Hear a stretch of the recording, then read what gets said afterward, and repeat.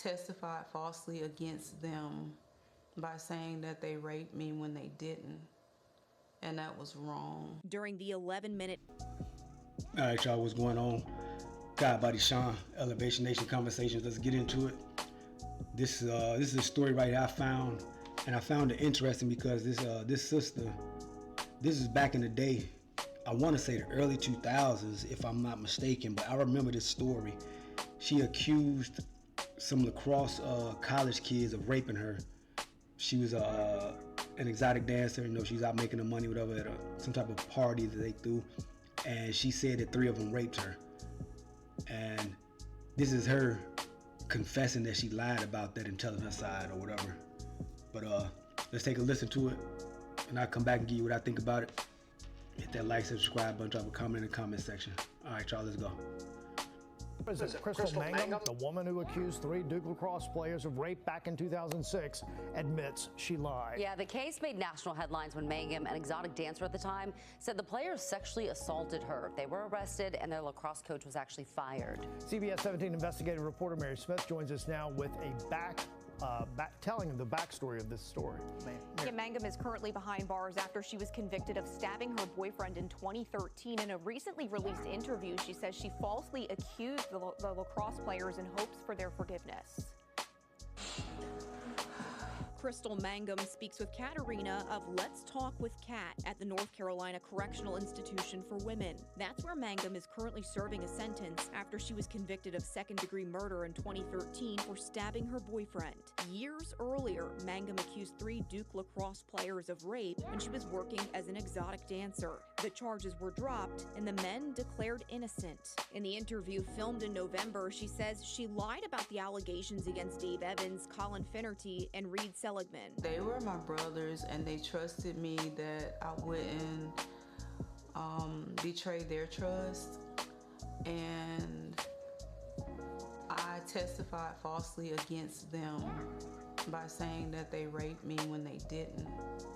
And that was wrong. During the 11-minute interview, she seems to offer some sort of explanation nearly 20 years after the allegations. And I betrayed the trust of a lot of other people who believed in me.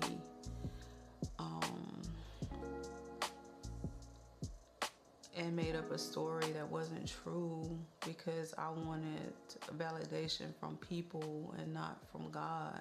I hope that they can forgive me, and I want them to know that I love them and they didn't deserve that. The story made national headlines. Governor Roy Cooper was the state's attorney general at the time. Friday, reporters asked him about the newly released interview with Mangum.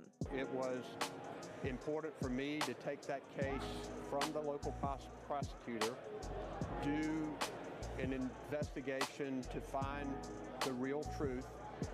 It is why I dismissed the charges and took the extra step to declare those players innocent of those alleged crimes. Duke University declined to comment to CBS 17 on this recently released interview with Mangum.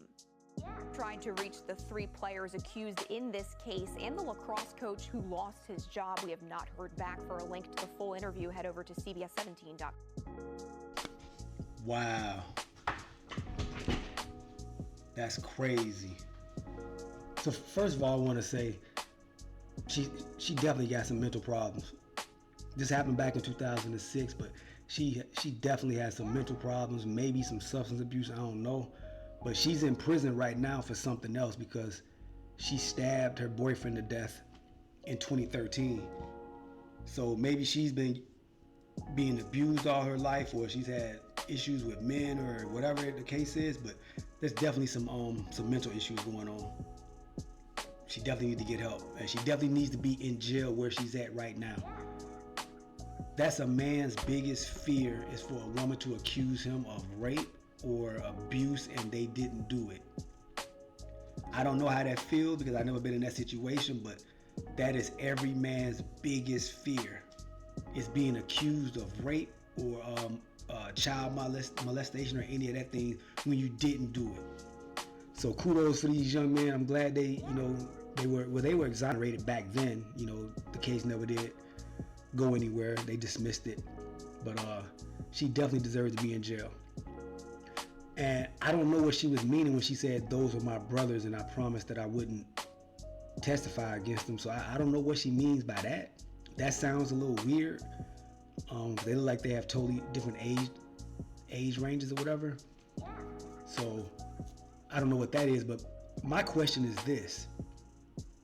I know she was there dancing and she, they were doing like a little, whatever, I guess like a little frat party or something. They came to dance for him. Now my question, I don't know this or not, but my question is, did they have sex with her? They never really mention it or they don't say anything about it, but did she have sex with them? Because I'm thinking back in 2006, they had DNA evidence and they had DNA technology where you can do a DNA test to see if something like that had happened. I'm wondering, I don't know if they did that back then or if they really, if they actually did have consensual sex with her and she kind of flipped it to talk about it being a rape or whatever.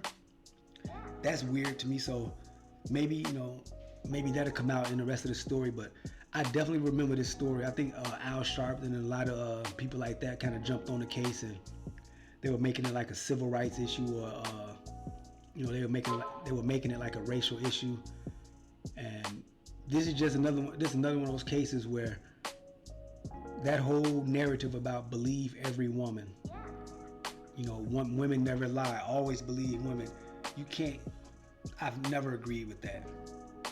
And I have a daughter, and that's my worst fear is her being abused or going through a sexual assault or anything like that at the hands of a man. But I also, by me being a man, I do understand that we don't just believe every woman just because they are a woman. No, we have to do innocent to proven guilty. We gotta look at the evidence and all of that and take it through the proper chain of commands to see if this is actually a true allegation. This is basically this is like what Jay-Z is going through right now and what Diddy is going through and what Bill Cosby went through and Harvey Weinstein. You have women accusing men of doing things, and sometimes in some cases, yeah, it may have been true. There may have been some things done against their will, but sometimes it's not that. Sometimes it's actually they agreed to it, they went through with it, and then now they're having remorse after the fact. So with things happening like this, man, the dating scene and the dating situation is getting hectic and it's getting crazy. Because now a woman can get mad at you and now she can call out 2, 3, 4, 5 years ago that you raped her. Now what? So now it's your word against her word, and if it was actually something consensual 5, 6 years ago, and now she's flipping and saying you raped her, now, man, how does that play into the society, into the narrative? Okay, I dated you 10 years ago. No, I didn't rape you. Or no, it was consensual, and now you're coming back saying it was rape because you're trying to get maybe a payout, or you're trying to be vindictive and get revenge or something like that. How does that work? Hit that like, share, subscribe button. Drop a comment in the comment section. I want to ask you, like, how does that work? Well, somebody can come back 20, 30, 40 years later, like in Bill Cosby's case, and say, oh, you raped me. Oh, it wasn't consensual. Or you abused me. And this is 20, 30, 40 years ago sometimes. How do you address that? Bill Cosby went to prison. I don't know if he was in there for a year or some months or something, but he lost a lot behind women that were giving him accusations of he raped them and sexually assaulted them and drugged them. How can you test for that? And how can you prove for that when it's 20, 30 years ago? That's why I say, man, and I know it's hard, and I'm a man too, and I'm guilty of it too, but you gotta vet and you gotta know who you're dealing with when you're dealing with these women.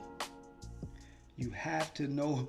Nowadays, you definitely got to get a prenup, or not a prenup, but a NDA agreement or a signed consent form saying, "Hey, she gave me consent for us to, for us to get busy and fuck."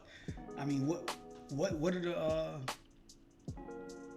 are the extremes that you have to take in order to make sure that you are safe? as a man and you out here dating. That's crazy. And she's already in prison, so that's where she need to be when you lying on somebody like that and just doing things like that. That's unexcusable. There was no reason for her to even do that. Like, there is no reason for that. And you know, she's right where she needs to be. You know, get your mind right, get your life together. You tried to ruin 3 young men's lives, and you followed through with it. This happened in 2006. This is now 2024, and she's just admitting that she lied. So she held on to this shit for damn near 20 years. That has to be eating you up inside. You have to be a very disturbed person to even to do something, hold on to a lie like that for 20-some years. So I'm definitely an advocate of no, we don't just believe every woman or every man for any case. We got to go through the evidence, and we got to make sure we do things through the due process and the right chain of command and things of that nature. But man, that's wild. So this is really changing the game, Mark. The dating game is changing the marriage game. You know, now you got women saying, hey, I was married for 30 years, and they get a divorce, and now she want to say, well, he abused me through the whole marriage. I want this, and that. This really makes things real, that gray area, just real touchy. You know, when you're out there dating and you're breaking up on bad terms, or, you know, things don't go right, anybody can say anything at any moment. Gotta be careful. That's a wild one, man. But hit that like, share, subscribe, y'all. Elevation Nation Conversations. Appreciate y'all rocking with me. And let me know what y'all think. Drop a comment down in the comment section. I want to know how you guys feel about this. You know, what do you think about what she did almost 20 years later by admitting that she was lying? And also, when blacks were just automatically going on her side just because she was black and they were white, and it was just automatic, the race game played. Some of us was guilty of doing that as well. I can't lie. I was a little bit guilty of that as well, thinking like, yeah, they took that pussy. Come to find out they didn't. She probably gave it wholeheartedly, but she flipped it. So that's a good conversation to have, y'all. Drop a comment in the comment section, and I'm going to check y'all on the next one. Appreciate y'all for tuning in. All right, y'all. Peace. I'm winning. I'm winning. I'm winning. I'm winning. I'm winning. I'm winning. Elevation Nation Conversations. God, Body, Sean.